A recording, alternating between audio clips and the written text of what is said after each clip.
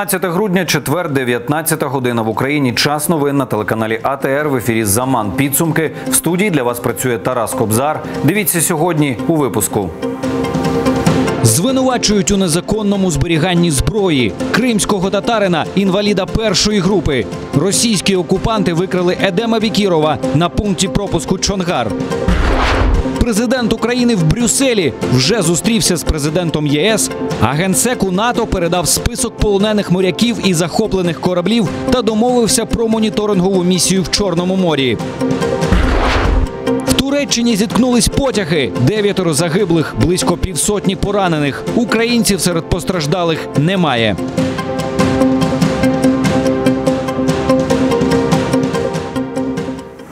Чергова спроба Кремля залякати кримсько-татарський народ. Окупаційний Київський районний суд Сімферополя засудив затриманого напередодні на адмінмежі з анексованим Кримом кримсько-татарського активіста Едема Бекірова. Запобіжний захід – тримання під вартою місяць і 30 днів. Бекірову закидають нібито незаконне зберігання і перевезення вибухових речовин та боєприпасів. Більше подробиць гучної справи розкажуть мої колеги. Едем Ага хотів навідати в окупованому Криму маму, перш ніж почати черговий курс лікування у стаціонарі. Напередодні о 8:45 ранку він перетнув адмінмежу з окупованим Кримом і зв'язок з ним обірвався. Едема Бекірова затримали російські спецслужби під час проходження ним паспортного контролю, а близько 14-ї троє чоловіків вивезли його до Сімферопольського ФСБ. Без життєво необхідних ліків вони так і лишилися у таксі, яким Едем Ага добирався до пункту пропуску. Про все це його рідні дізналися лише увечері. Через адвоката он связался с мамой, сказал только 2 слова, что попросил лекарства. Он еле разговаривал. Мы очень переживаем, что о его состоянии здоровья. Мой отец болеет уже 18 лет. Он инвалид 1 группы. У него ампутирована нога. Ему необходимо принимать 16 таблеток в сутки. Сейчас у него этой возможности нет. Також йому обов'язково потрібен медицинський уход. Про причину затримання Едема Бекірова російськими ФСБівцями стало відомо лише сьогодні зранку. Кримсько-татарського активіста з Новоолексіївки, що на Херсонщині, звинуватили у незаконному зберіганні та перевезенні зброї. Про це нам повідомив голова Меджлісу Рефат Чубаров. Звинувачення вважає цинічними і безпідставними. Слухайте, Едем Бекіров живе в Херсонській області, де можливості ФСБ Росії так на окупованій території вони ще можуть собі щось придумувати, але при чому тут Едем, зброя і ФСБ Росії. Ці мерзотники, які прийшли на нашу землю, для них немає нічого такого, ані справедливого, ані законного. Вони будуть робити все для того, щоб змусити кримських татар покидати Крим, а тим, які живуть на материковій Україні, не в'їжджати в Крим. Це є черговий акт залякування кримських татар. 10 кілограмів тротилу і 190 бойових патронів, за версією окупантів, Едем Бекіров сховав поблизу Красноперекопська. Знайшовся навіть свідок, якому нібито увесь цей арсенал Едем Бекіров передав у травні цього року. В Меджлісі кажуть, більш абсурдного звинувачення для Едема Бекірова вигадати було б складно. Рассчитывать на какую-то логику или на, как вы сейчас упомянули, что у него такое очень тяжелое состояние здоровья, это все из области гуманитарного, а для этих фашистов понятия такие не существуют. Вот я видел в тюрьме с такими, которых на носилках носили, но они свои, никто их не отпускал, и они, бывало, и умирали в этой тюрьме. Он имеет отношение к национальному движению. Целенаправленная, системная работа, направленная на дискриминацию, на геноцид крымско-татарского народа. Кримські татари в окупованому Криму не вперше стикаються з подібними абсурдними звинуваченнями, каже заступник голови Меджлісу Ільмі Умеров. І Едема Бекірова затримали, аби тримати в страху увесь кримсько-татарський народ. Чоловік, який їде родственников проведать, обвиняют в перевозке оружия. Может, у него в машине еще это оружие нашли. И такое может быть. Но эти абсурдные задержания, они показывают, что российская власть начинает агонировать. если они таких людей начнут сажать, то весь крымско-татарский народ надо взять скобом и посадить. 1 місяць і 30 днів за ґратами. Таке рішення після 3 годин судилища над Едемом Бекіровим ухвалив сумнозвісний Київський районний суд Сімферополя. Тут не зважили навіть на те, що Едему Бекірову кілька разів ставало зле, він ледве пересувався і до нього довелося викликати швидку. У Едемага впав тиск і цукор в крові. Обидва його адвокати, Іслям Веліляєв і Олексій Ладін, клопотали про домашній арешт або заставу. Подозревают его в том, что он хранил, передавал боеприпасы, то есть взрывчатку и патроны. Общий вес сумки, которую, по мнению следствия, по мнению следователя ФСБ и согласно опросу секретного свидетеля, о котором я скажу чуть попозже, составляет около 14 килограмм. На суде мы выяснили, что Бекиров не может по состоянию здоровья поднять вес больше, чем 1,5-литровая бутылка. Але тутешні слуги Феміди не звикли виправдовувати кримських татар. Тетяна Солій, Заман, АТР. Політв'язня Сервера Мустафаєва окупанти відправили до божевільні на примусову психіатричну експертизу. Цю інформацію підтверджують кримські адвокати. Сервер Мустафаєв – фігурант 2-ї бахчисарайської групи в так званій справі про тероризм. По предварительной информации, Сервер вывезен из СИЗО в Крымскую республиканскую психиатрическую больницу на улице Роза Люксембург, города Симферополя. Я только приехал с Ростова по Бахчисарайской четверке. Постараюсь его в пятницу или в понедельник навестить и подтвердить эту информацию окончательно. Его поместили туда для проведения стационарной психиатрической экспертизы, поскольку амбулаторная экспертиза результатов не дала в этом плане. Вот и все, примерно на недельки 3-4. Мустафаєва окупанти затримали 21 травня у Бахчисараї. Звинуватили в тероризмі та участі в організації Хізбут-Тахрір, яка в Росії під забороною. Примусова психіатрична експертиза – поширений в окупованому Криму метод тиску на політв'язнів-фігурантів сфабрикованих справ. Такие действия сотрудников силовых структур, они являются прогнозируемыми, так как более месяца назад Сервер Мустафаев отказался от прохождения амбулаторной судебно-психиатрической экспертизы. Он считает, что данная экспертиза является целью сломить его волю к сопротивлению, унизить его и направлена на то, чтобы показать всем остальным, что возможно в случае, если вы не подчиняетесь распоряжениям и требованиям сотрудников ФСБ. Татарин, актор і виконавець народних пісень Муедзин Асан Білялов отримав іменний годинник від псевдолідера Криму Сергія Аксьонова. Церемонія відбулася до Дня Конституції Росії. Білялов телефоном нам повідомив, годинник йому вручили за вклад у розвиток кримсько-татарської культури. Чи можна розцінити цей подарунок як загравання окупантів з кримськими татарами, чи все ж таки це визнання таланту? Голос Асана Білялова, який закликає до молитви, знає кожен мусульманин одного з мікрорайонів Сімферополя. Задался себе вопросом, а для чего мне Аллах дал такой голос? Наверное, одна из причин – это для того, чтобы читать азан.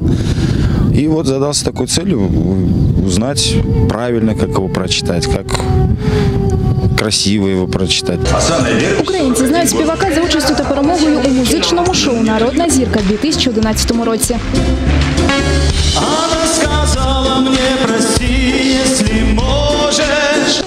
Асан Білялов уникав демонстрації симпатії до окупантів після анексії Криму. Навпаки, декларував проукраїнську позицію. Тому його участь в урочистостях до Дня Конституції Росії стала для багатьох неочікуваною. Ба більше, Білялов отримав нагороду за вклад у розвиток культури – годинники з рук псевдолідера Криму Сергія Аксьонова. Я не воспринимаю эту награду как свою собственную, свою личную. Это награда всего нашего театра. Спасибо. Асан Білялов працює у тому самому кримсько-татарському музично-драматичному театрі, колектив якого став незручним для Кремля через свою незалежність та непідкупність. Директора звільнили, частина колективу пішла з ним, а от Асан Білялов залишився. Я его немножко покритиковал, что это страусиная позиция. Засунешь голову в песок, задница откроется. Он на меня немножко обиделся, но время показало, что я прав.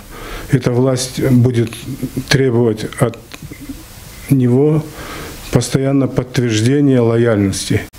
Асан Білялов телефоном пояснив, годинник йому вручили не тому, що він перейшов на сторону кримських окупантів, а за вклад у розвиток кримсько-татарської культури. В самому годиннику у нього потреби немає. Это да, это есть, я себя за это сам грызу, но другого не так получилось. Я не мог не принять, почему? Потому что не то, что не принять, я их принять-то принял, он они лежат, вон дома. Хотите, я его на камеру молотком разобью. Чтобы я мог говорить, я вот вынужден был пойти на такой шаг. Заступник голови Меджлісу Ахтем Чийгоз вважає, Білялова просто використали для яскравої картинки, щоб продемонструвати, як російська влада цінує кримсько-татарський народ. В Крыму оккупационная власть пытается приучить наш народ к тому, что религиозный аспект и культурный аспект – это такой вот гуманитарный и оторванный от политики. Думаю, что вот это могло быть таким неким эмоциональным подвохом. Я прекрасно понимаю, как эти фашисты используют инструментики, моментики, чтобы ты не мог четко сразу определить свою позицию, тебя ловят на твоей эмоциональности. Но я просто уверен, что Асан не подлец. Кримським татарам в анексованому Криму зараз непросто. Якщо не співпрацюєш з окупантом, тебе можуть визнати терористом, підкинути заборонену літературу та приписати причетність до екстремістських організацій. Тож вибір один – або лояльний, або злочинець. Щодня ходять по лезву бритви. Ріана Алієва, Заман, АТР.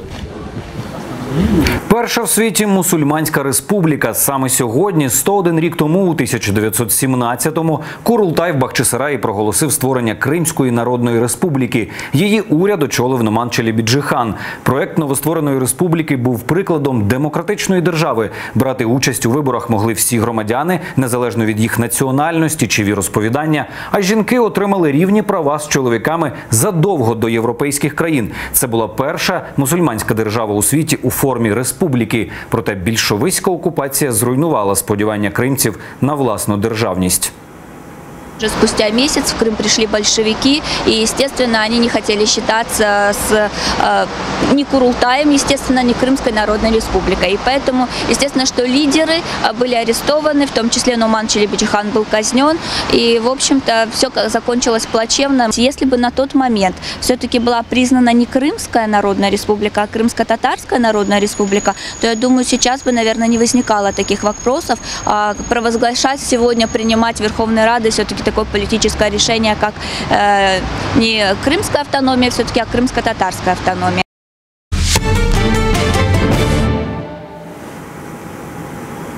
На крок ближче до нових санкцій проти Росії. Після схвалення відповідної резолюції у Європарламенті Європа переходить до обговорення конкретних пропозицій. З такими нині до Брюсселя поїхав президент Петро Порошенко. З ким зустрічався та про що говорили, розкажемо далі.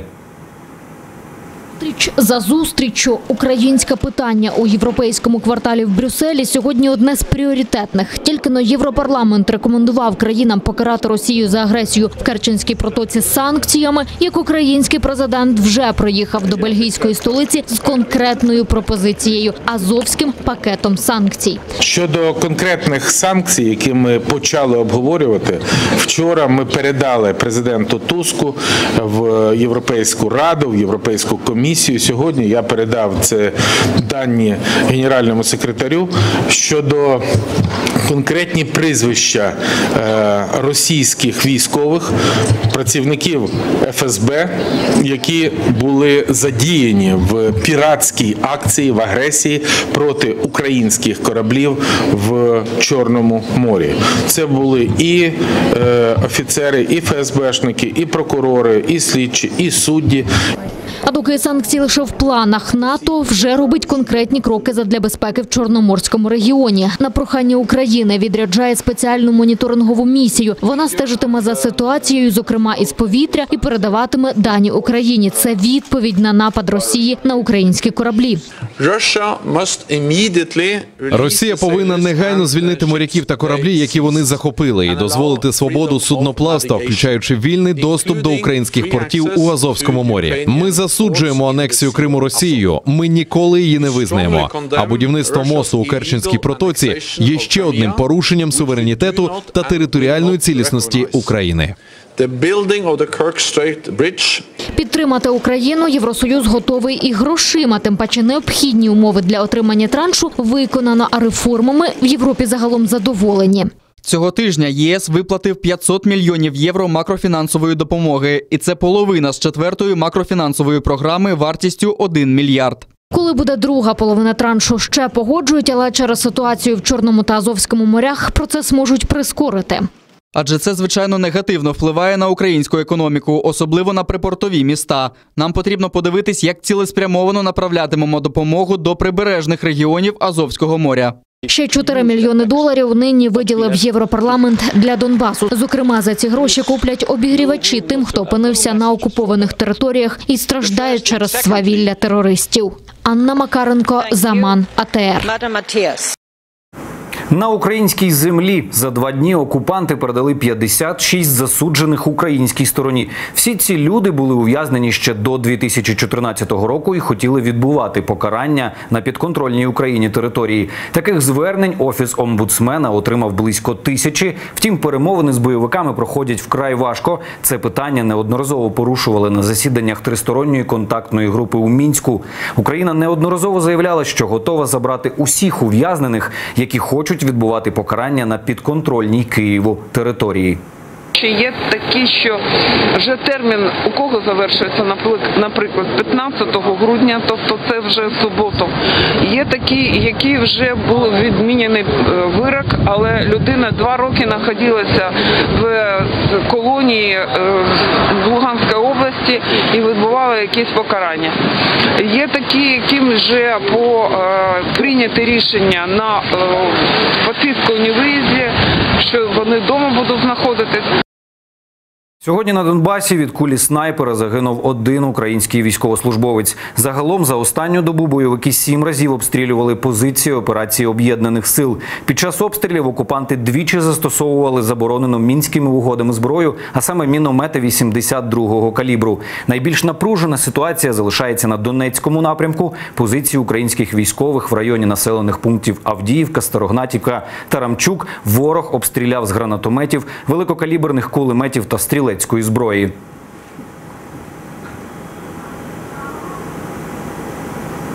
І в зоні проведення операції Об'єднаних сил випробували зенітно-ракетний комплекс С-300. Відбулося це в рамках тренування підрозділів під назвою «Небо під замком». На тренуванні задіяли засоби протиповітряної оборони. Комплекси С-300 здатні вражати повітряні цілі на висотах від 3 до 120 кілометрів. Застосовуються для оборони промислових та адміністративних об'єктів та військових баз від повітряно-космічних ударів супротивника.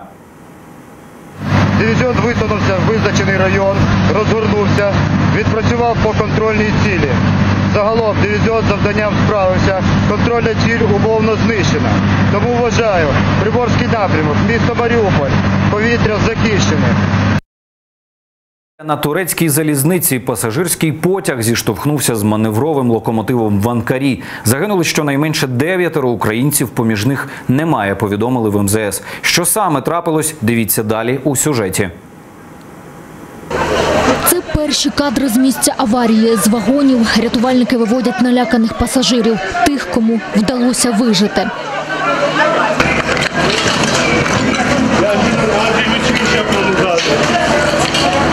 Ще до світанку цей потяг вирушив від перону столичного вокзалу, але дістатися Коньї йому не судилося. Вранці десь о 6:30 в районі Джифтлік швидкісний потяг зіштовхнувся з локомотивом, котрий перевіряв стан залізничного покриття. Локомотив був на тій же колії, що й пасажирський потяг. Вони їхали назустріч один одному, і жоден не встиг загальмувати.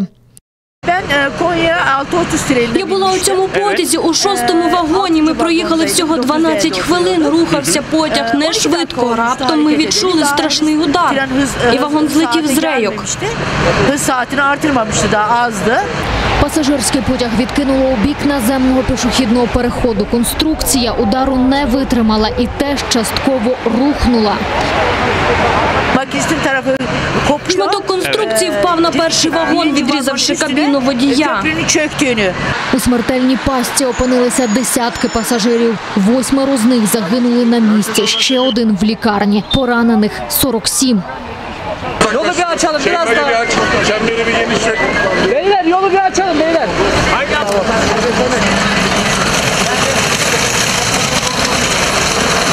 Версію теракту турецькі правоохоронці відкинули одразу. Натомість затримали 3 посадовців турецької державної залізниці. Їх підозрюють у службовому недбальстві. Анна Макаренко, Заман, АТР. На 3 роки за ґрати кинули колишнього соратника Дональда Трампа. Американський суд виніс вирок адвокатові Майклу Коену за порушення виборчого законодавства і брехню Конгресові. Це перша людина з близького оточення американського президента, котра отримала реальний термін покарання у справі про можливу змову передвиборчого штабу Трампа з Кремлем. У 2016-му Коен був особистим адвокатом кандидата в президенти. І, як довів суд, заплатив за мовчання колишнім коханкам Трампа гроші, призначені на передвиборчу кампанію. Раніше Коен визнав себе винним і погодився співпрацювати зі слідством, аби тільки йому пом'якшили покарання. Вирок нині коментувати не стали ані він сам, ані Дональд Трамп.